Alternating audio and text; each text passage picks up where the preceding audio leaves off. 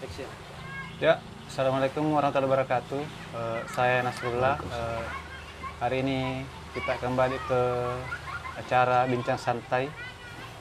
Saya hari ini berada di Pantai Landi bersama saudara saya, Rahmat, salah satu pemuda yang aktif di ini, yang memiliki komunitas Manakara Snorkeling.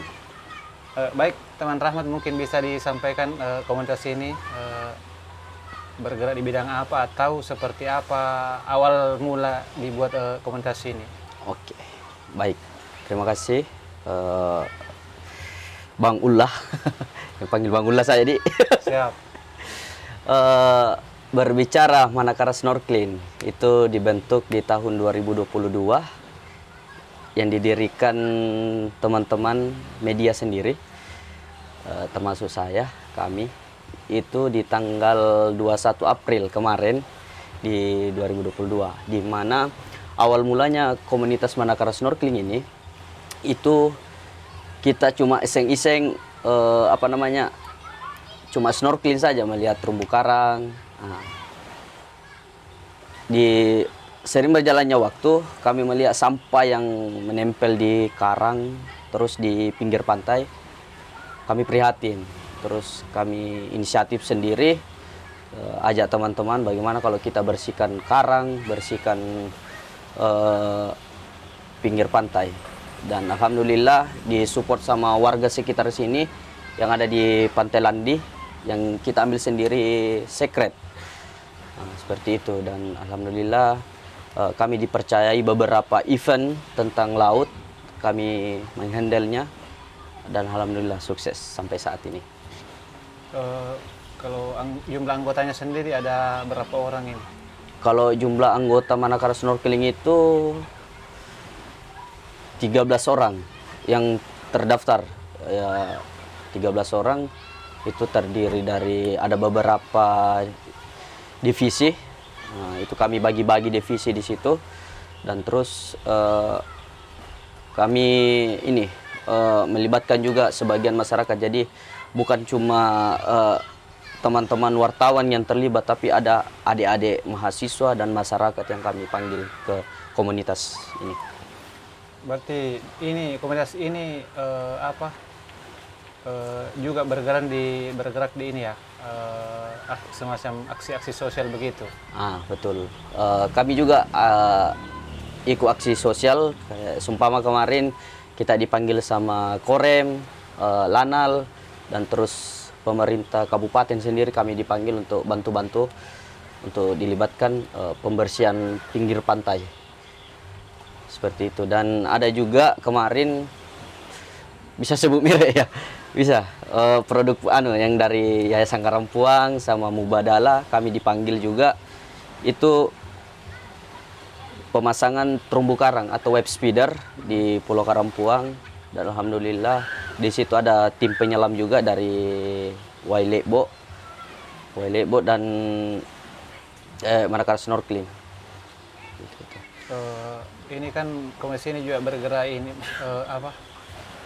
aktif juga misalnya di dunia apa namanya istilahnya kalau yang suka menyelam itu kan, mau diving. Maksud saya ada tidak bisa di share soal pengalaman di seputaran itu.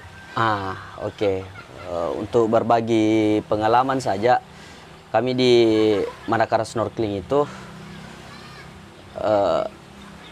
untuk menghimbau sama masyarakat bahwanya jagai kelestarian alam kita, terutama di laut. Karena kenapa di laut? Sumber pencarian nelayan ada di laut, terutama ikan-ikan. Sempat kami bicara kemarin sama warga di sini, bahwanya di sekitaran sini itu 10 meter dari sini, dari bibir pantai, itu sudah banyak ikan tuna. Yeah. Tapi sekarang itu sudah jauh. Mungkin ada sekitar 2 kiloan ke sana baru dapat. Jadi makanya kenapa kami inisiatif didukung oleh Lanal Mamuju. Kami didukung oleh Lanal pembuatan rumah ikan, atau apartemen ikan. Kami didukung, alhamdulillah ada beberapa titik yang kami turunkan seperti di Pantai Tapandulu, Bulu Takam, Pantai Landi, Mako, depan Lanal. Oke, terima kasih. Mantap ini, mantap. Nah, kita lanjut. Ada beberapa tempat yang kita anukan, kayak di Karampuang juga kemarin kita memberikan web speeder. Web speeder itu kita membuat web speeder untuk terumbu karang. Kita lestarikan terumbu karang. Bawahnya kenapa terumbu karang di Kabupaten Mamuju ini sangat-sangat memprihatinkan. Kenapa? Itu hancurnya karena ulah manusia sendiri. Kenapa kami bilang ulah manusia? Karena mereka sendiri yang melakukan, karena bom bius, bom ikan. Oh, itu merusak terumbu karang. Boy, hancur sekali. Kalau itu jadi makanya kami membuatnya web speeder itu seperti itu. Terus bisa mungkin di-share soal apakah seperti apa tuh ada tidak jenis-jenis terumbu karang itu yang misalnya ada jenis terumbu karang misalnya yang ketika rusak susah dipulihkan atau seperti apa? Betul. Terumbu karang itu ada beberapa jenis, khususnya di Mamuju itu. Di sini ada yang sudah kami ada kemarin anak Unhas yang meneliti, yang kami ditanyakan itu ada 76 jenis terumbu karang. Termasuk ada beberapa jenis yang bisa diambil bibit dan bisa dan itu juga kami himbau untuk teman-teman yang sering menyelam atau sering snorkeling, itu kalau bisa jangan sampai disentuh karangnya. Karena kenapa? Mereka itu tumbuhnya itu satu tahun itu alhamdulillah kalau bisa tumbuh 1 senti. Lama sekali dia tumbuh. Terutama kalau tidak dibersihkan atau ada sampah di situ, dia lambat pertumbuhnya. Seperti itu. Berarti ini itu hal seperti itu sepertinya belum teredukasi ya untuk masyarakat luas. Belum. Kayaknya penting memang ini komunikasi ini untuk melakukan ya, ini ya. Makanya itulah PR kami di sini juga di Manakara Snorkeling. Kami tetap edukasi sama teman-teman nelayan di sini bahwanya kalau buang jangkar jangan terlalu lihat-lihat dulu kalau ada karang, kecuali kalau urgent kan biasa kasihan teman-teman langsung buang turun. Dia tidak paham. Tidak paham. Jadi biasanya kami bilang kalau bisa jangan pakai jangkar, cuma pakai karung saja. Kan ada karung itu. Itu kan jangan karung batu atau apa. Itu kan bisa jadi ramah lingkungan juga, bisa jadi tempat ikan bersarang apa. Nah, seperti itu. Kalau jangkar kan cuma jatuh, tarik, rusak lagi karangnya. Gitu. Habis bahan. Bisa aja lagi, apa lagi? Ya. Baik, terkait komunikasi ini, apakah ada semacam program rutin yang dilakukan dan termasuk open rekrutmen bagi anggota ya? Ada tidak yang kalau begitu, kalau tiap tahunnya ndak ada, tapi kalau untuk mengajak teman-teman pasti ada. Bawahnya yang mau bergabung saja, siapa saja boleh yang mau bergabung di Manakara Snorkeling, kami welcome, tetap kami buka selama mereka memiliki untuk mengajak kita ayo kita bersihkan sama, ayo kita perbaiki alam kita sama gitu. Ada tidak persyaratannya untuk mau bergabung jadi anggota? Persyaratannya harus bisa berenang atau? Kalau persyaratan ndak ada Ji. Karena kan kita juga ada kayak baju pelampung baju pelampung kita terus yang untuk yang bisa berenang, teman-teman juga bisa mengajarkan caranya menggunakan fins, caranya bernapas menggunakan snorkel, ada semua itu. Tabung-tabung itu ya. Kalau tabung beda lagi caranya. Beda lagi. Kalau snorkeling kan dia cuma kayak semacam anu itu, Oh, yang di permukaan nah di saja. permukaan saja, snorkel itu. Terus untuk kan ada beberapa jenis itu free dive, Ya. snorkeling dan diving. Nah itu kan kalau kita berbicara snorkeling kita di atas permukaan. Kalau free dive dia turun ke dalaman 10 sampai 20 meter untuk menyelam. Kayak super fishing juga gitu, yang tembak-tembak ikan itu. Kalau yang menggunakan tabung itu apa Ah itu namanya? diving, scuba. Nah, kita scuba itu ada lagi lisensinya masing-masing, beda lisensi lagi. Lisensi itu apa? Lisensi itu kayak semacam eh, pelatihan untuk apa namanya diving. Nah, seperti kalau tingkat 1 itu dia di 5 sampai 10, selanjutnya begitu ada tingkat 2 di 20 sampai 25. Begitu lisensinya sampai master dive. Katanya untuk diving itu katanya ada teknik bernapasnya ya atau Eh, kalau teknik bernapas yang penting bisa bernapas lewat mulut aja, karena kita itu gunakan napas lewat mulut.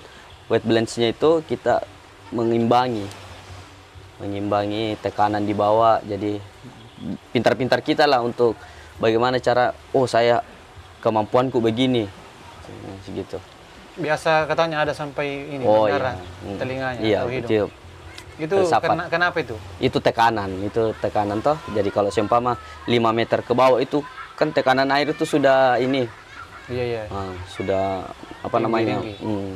mendengu. Jadi kita harus filsafat, kasih meledak dulu baru bisa lagi turun. Katanya juga tidak boleh menyelam langsung misalnya 15 Oh, meter tidak langsung bisa, turun. tidak bisa. ini Harus ya, bertahap turun. Jadi kalau pengalaman kami toh 5 5 meter ya maksudnya. 5 meter dulu tuh turun dulu di 5 baru turun 6 pelan-pelan lagi turun sampainya target.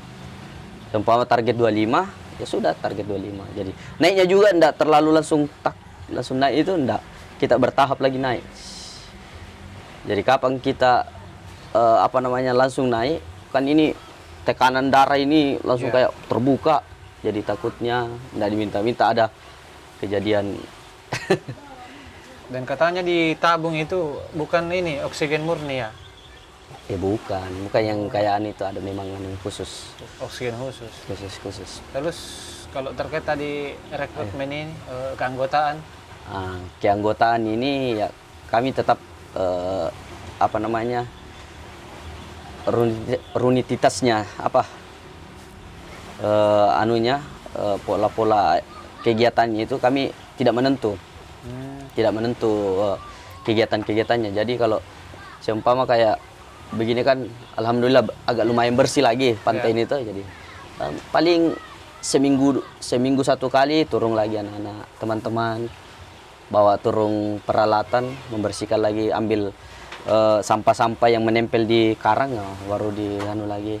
Paling begitu rutinitas sehari, tiap minggu kami turun. oke. Ya, tadi kan sudah disampaikan bahwa rutinitas ini sering-sering membersihkan ini sekitar yang mana Pantai. saya sudah dibersihkan ini. Kalau yang sudah dibersihkan itu pantainya, kita mulai dari Bulu Takan. Kenapa dari Bulu Takan? Karena sampah kiriman itu biasanya dari Teluk sana ke sana. Jadi kita jalan kemari Bulu Takan sampai sini, Pantai Landi, Rangas, Landi sampai ke sampai di apa namanya? Di depan Mako. Ada juga kadang-kadang di Pantai Manakara. Memang Pantai Manakara itu susah memang. Susah kesadaran. Susah kesadarannya, weh. Biar bagaimana orang muanu di situ pasti, weh.